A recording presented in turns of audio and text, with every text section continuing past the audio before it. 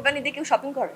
মানে এত নখরামি নাই আমার ভাই। আমি জাস্ট ভাইয়া এইটা একটা খুবই কঠিন কোয়েশ্চেন করছেন। আপনাদের যন্ত্রণায় হয়েছে। আপনারা যে সকল সংবাদ শিরোনাম নিয়ে আমাকে নিয়ে সংবাদ করেন, এটার জন্য আমি বলবো যে আমি লাইফে অনেক সাফার করেছি।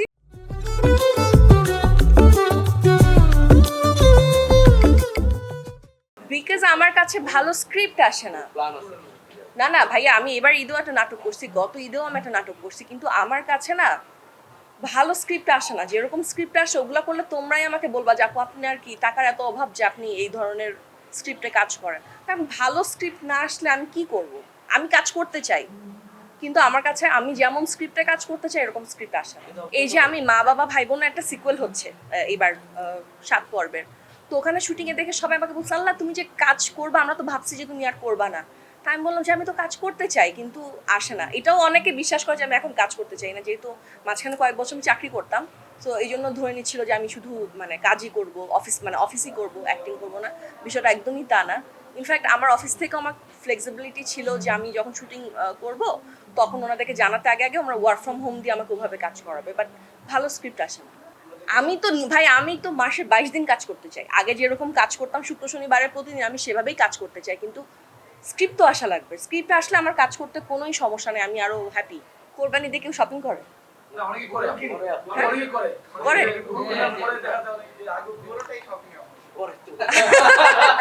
ও কোরবানি দেখি, আমি সবসময় খাসি কোরবানি দিই।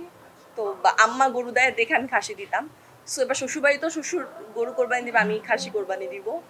এই তো, মানে এত নখরামি নাই আমার ভাই। আমি জাস্ট না এটা আমার তো বাবা নাই, তো অনেক বছর ধরেই হচ্ছে আমার কোরবানির দায়িত্বটা আমার ছোট দুলা ভাই নেয়।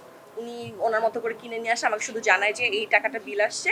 আর যেটা হয় যে আগে রাতে গিয়ে আনন্দ নিয়ে আমরা দেখি যে কার কি এটাই তো একটা কোরবানি দিয়ে আনন্দ, তো এটাই।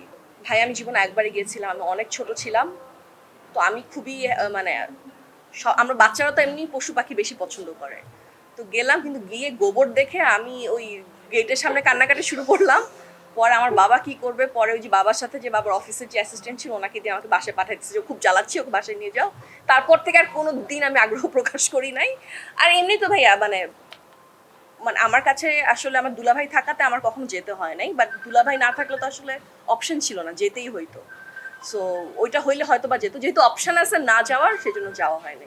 ভাইয়া এইটা একটা খুবই কঠিন কোয়েশ্চেন করছেন আমাকে। আমি বলি দেখেন, আমি বলি সমস্যাটা কি। ওই যে আমি ফুটবল খেলা তো আগ্রহ নিয়ে দেখি না, আমি ক্রিকেট খুব মনোযোগ দিয়ে দেখি। মানে ধরেন বাংলাদেশে খেলা হলে আমি মিস করার চেষ্টা মানে না করি, হ্যাঁ পতাকা চিনি, কিন্তু আমি আসলে ফুটবলে সত্যি কথা বলতে কোনো টিম সাপোর্ট করি না।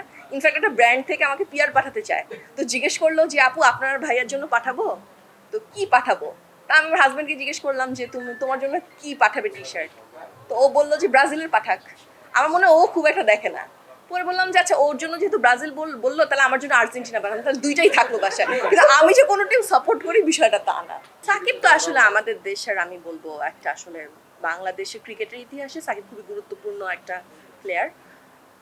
আমি সাকিবকে মিস করি। আমি শুধু সাকিবকে, আমি মাশরাফিকেও মিস করি। আমি হচ্ছে আগের যে পঞ্চপাণ্ডবের যেই বিষয়টা ছিল, রিয়াদ ভাই ছিল, মুশফিক ভাই ছিল, ওই টাইমটাকেই আমি আসলে ক্রিকেটার মিস করি। আপনাদের যন্ত্রণায় হয়েছে। আপনারা যে সকল সংবাদ শিরোনাম নিয়ে আমাকে নিয়ে সংবাদ করেন, এটার জন্য আমি বলবো যে আমি লাইফে অনেক সাফার করেছি।